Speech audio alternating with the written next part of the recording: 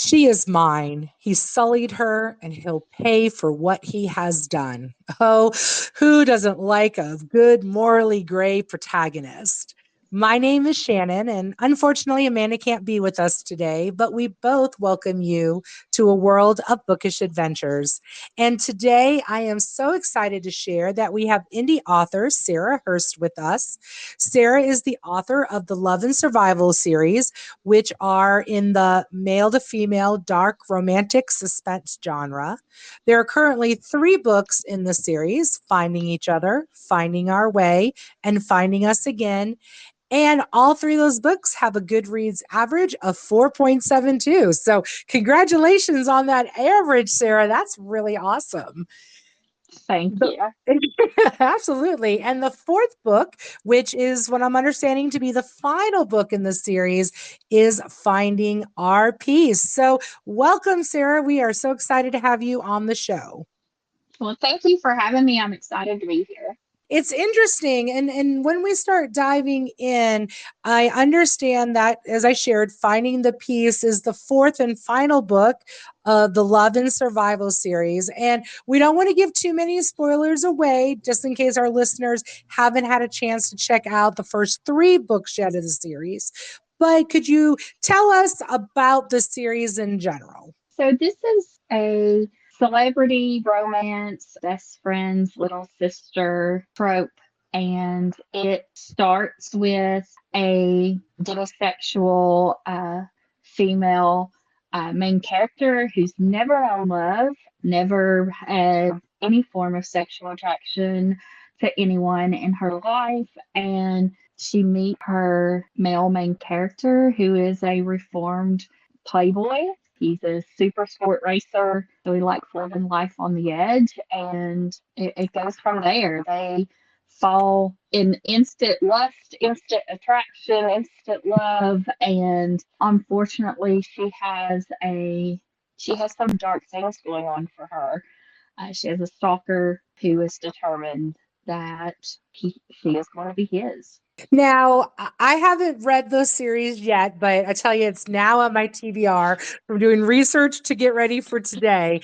And it seems like, at least from the different reviews that I've seen, that we're looking at an average of 3 to 4 on the spicy level. So was that kind of your intent when you first started this series, that you wanted to bring in the spice along with all of the action and all the situations that happen?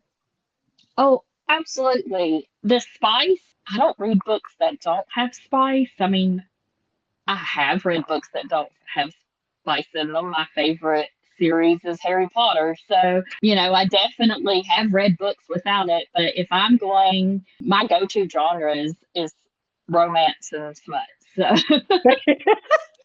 Gotta have some good spice with our book. I feel the same way. exactly. I do like spice in my books. So I totally can relate to that. Awesome.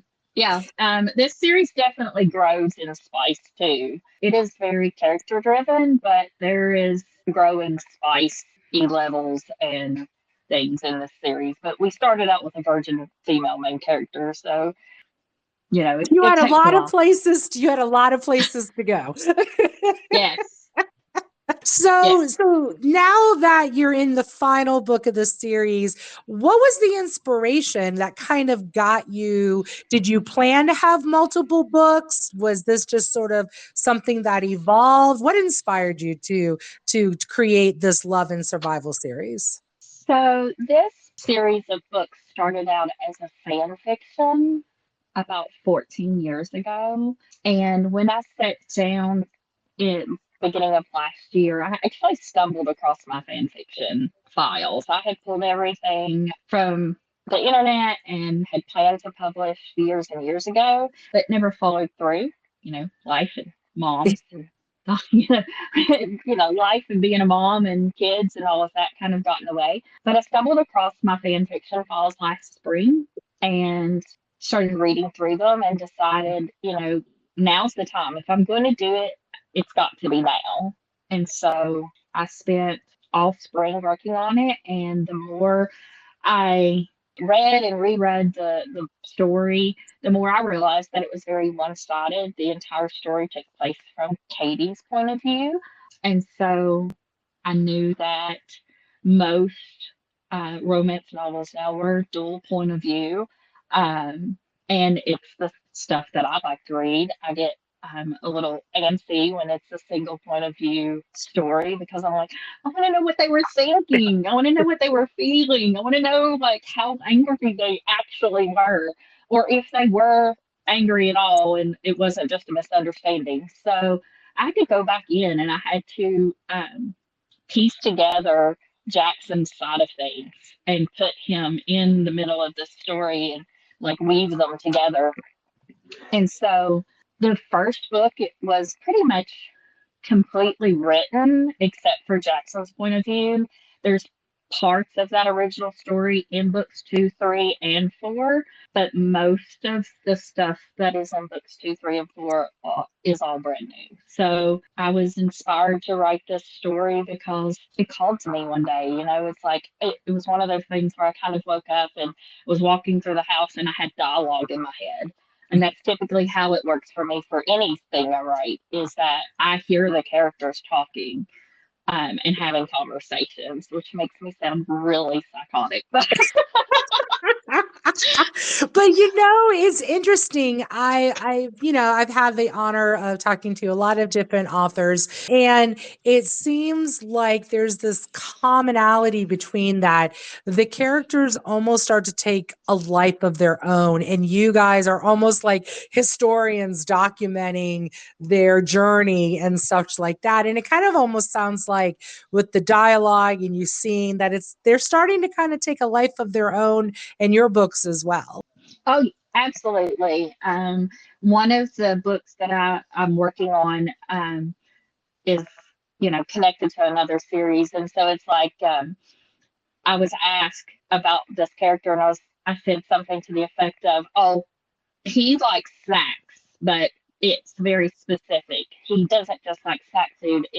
He likes thick wavy chips. They have to be super thick, super crisp, no funky flavors. He likes candy, but no chocolate. Chocolate's weird. It sticks to the roof of his mouth. Like they literally are people in my head. Like they have quirks and, fallacies, and they're definitely flawed individuals. Somebody made a comment to me, an ARC reader, on Katie and Jackson's story in book 1, that there's some misunderstanding there.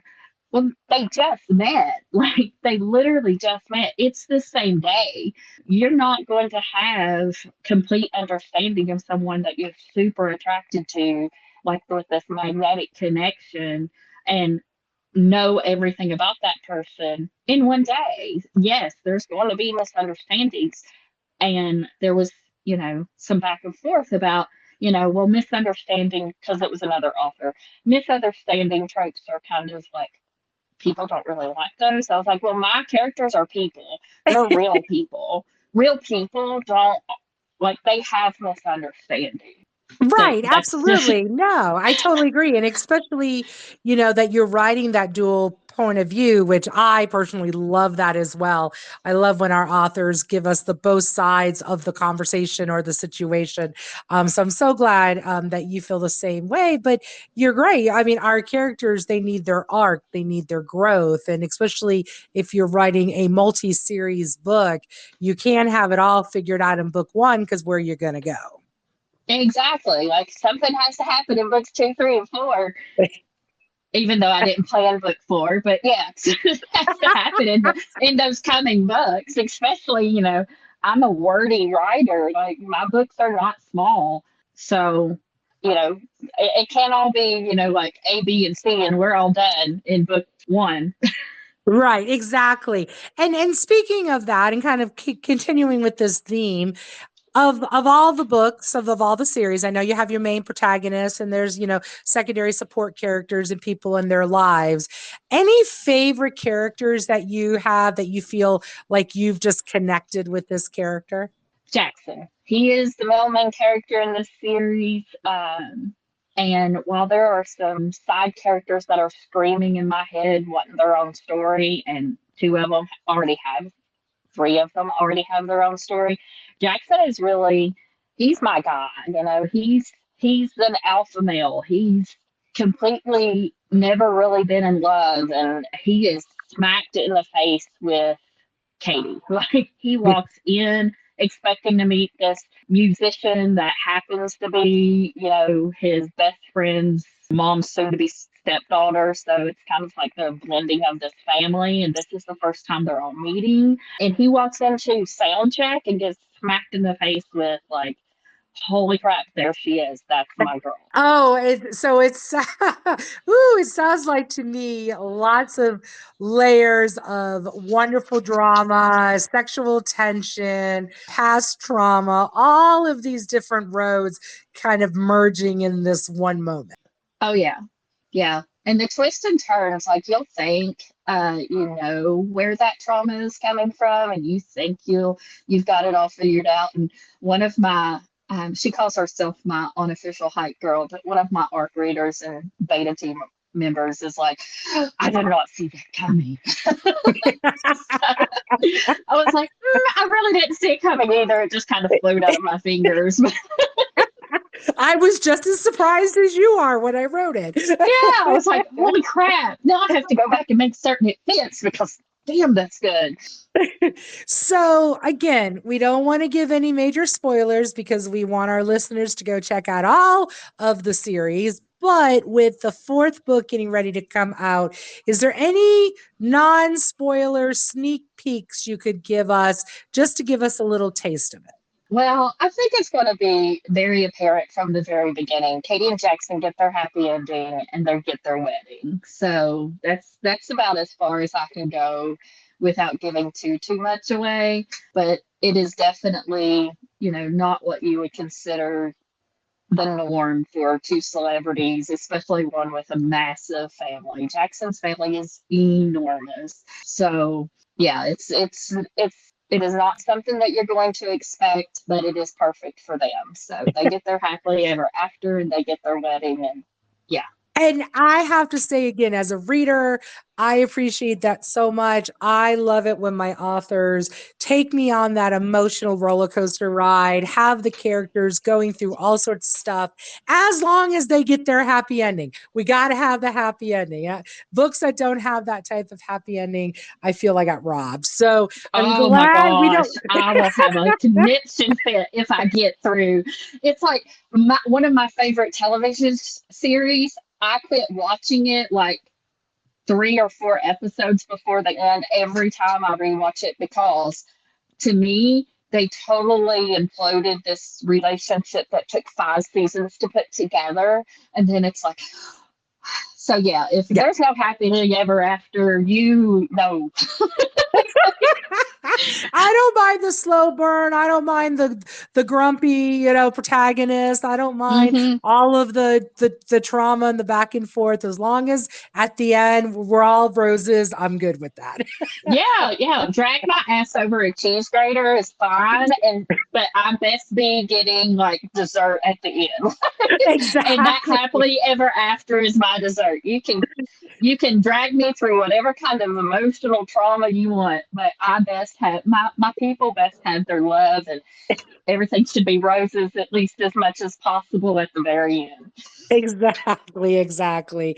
So, Sarah, why don't you share a little bit with our readers what got you into becoming an author? What helped you make that leap from thinking about it to actually doing it? Well, I told you that this series started out as fan fiction. So at the time when I wrote this, originally, I was a stay-at-home mom with 3 little kids, and my husband worked on the road. So there wasn't a whole lot of, we live in a small town. There's not a whole lot of mommy type things to do. And so it was literally for my sanity. um, it's originally inspired by Taylor Swift's song and the TV show Nashville and the Twilight books and movies. And so, yeah, it was like all of it kind of came together in my head in the middle of the night. And I kind of woke up the next day and it was like, all of it was kind of like brewing there, like a cauldron. You just kind of throw it all in. Like it was all in there, and this is what kind of bubbled out. I've always wanted to be a writer. I've been an avid reader since I was a little kid.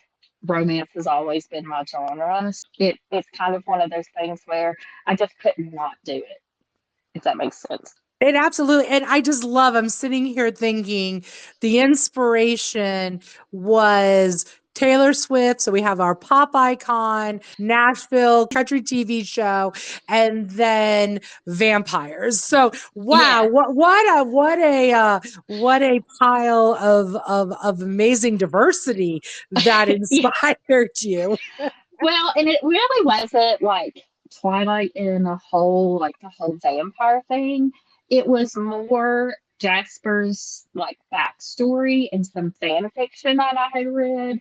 I am not a Oh. Team Jacob or a Team Edward girl. I'm Jasper's girl all the way. I love that. Oh my gosh, Team Jasper. That's fantastic. Because so many times when people use that, Twilight, they're talking Bella, they're talking Edward, they're talking Jacob. But I love the fact Team Jasper. Yeah. I think Yeah, that's there's some great. amazing fan fiction out there that is Bella and Jasper instead of Bella and Edward or Bella and Jacob. So, Wow. yeah, I am. Okay. And there's a lot of times I that I didn't like even know fan that. fiction better than I like the original stuff. I tell you what, there is some fan fiction out there. I found out the other day that there is fan fiction that goes along with Pride and Prejudice that Mhm. takes them, a little bit further than the books do. So now I'm gonna have Oh to yeah, look for I've read that, some of that. Yes. I've read some of that. I love it. I Um, love it. yeah, I've read some of that. So Sarah, I appreciate you sharing with us, your inspiration. And I always love to ask my authors, what piece of advice would you give a listener who's listening to us today, who has these bubbles going on in their brain and the story idea? What is the advice you're going to give to someone who wants to become a writer? Well, if you want to become a writer, one thing is to do your research because I did this ass backwards. I wrote a book and I published a book and I had no marketing plan. As a matter of fact, I sent ARCs out about 7 days before the first book went live because I didn't even know what an ARC team was. I didn't know what an ARC team was. I didn't know what a street team was. I had no clue. And then another thing I would tell them is that just do it. Like, yes, you're scared. Everybody's scared. If there is an author out there that says they're not scared, then I don't believe it. I don't believe it because you are literally taking a piece of your heart and soul and putting it on paper and then letting the world have it. You're not alone. Get out there, do your research, meet authors. There's a whole book talk community on TikTok. There's a bookstagram community on Instagram, and Facebook has reader groups and for every author imaginable. So if you have a favorite author, go searching for their reader group. Look in the back of their books. They have a link to their social medias, and if they don't, they need one, which was something I didn't know as well. So, so yeah, do your research and then do it scared. There's literally no other ways to do it. You have to put the words on the paper because otherwise your character's going to drive you insane. I love it. I love that. And I really love, as I am an ARC reviewer and, reader and reviewer as well. And I love getting able to support our authors. So I think that's a great piece of advice for someone is start making communities. Like you said, TikTok, Instagram, Facebook, there are so many communities out there where potential authors could start just getting involved. Even if you haven't written a word, start getting involved, meeting people, making connections, supporting other people, because then when it's your turn, they're going to be there to support you. So I think that's great advice.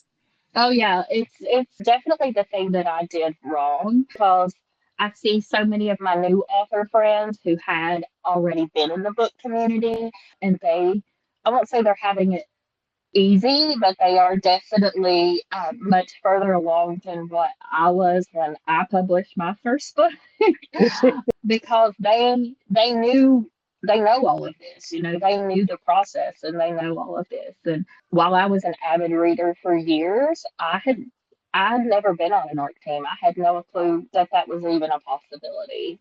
And I'm glad you brought that up because that is really important. And I think that's great advice all around. So Sarah, tell us, we're dying to know. I know I cannot wait to read these books. When is the fourth book released and where can everybody find the whole series? So all of my books are available on Kindle Unlimited and on Amazon. So if you just search for Sarah Hurst, you'll find me, or you can find me on socials, and all of my links are there. But all of my books are currently available. Excellent. That's wonderful. And those of you that are listening and watching us on YouTube, you see on the screen all of Sarah's social media sites. But Sarah, that may be on Spotify or listening to us without getting to see them. Could you share what social media sites you're on? So I am on Spotify. My Love and Survival series female main character is a musician. So we have a playlist for every book that I've published on Spotify. I'm also on Facebook, Instagram, and TikTok. Excellent. Wonderful. And again, those of you who are on YouTube are seeing all of those sites. So, Sarah, before we start wrapping up our time together today, I always like to say, is there any last minute sharing or advice or anything that you want to share? So I have a book coming out this summer. Actually, I have a couple of books coming out later this year. And the book that's coming out this summer is a little bit darker than what I have written before, but it's kind of like a Arrow, Penelope Garcia, Viking kind of feel considering who the characters are. And I'm super excited about that. It is a MM book, so it is an LGBTQIA book.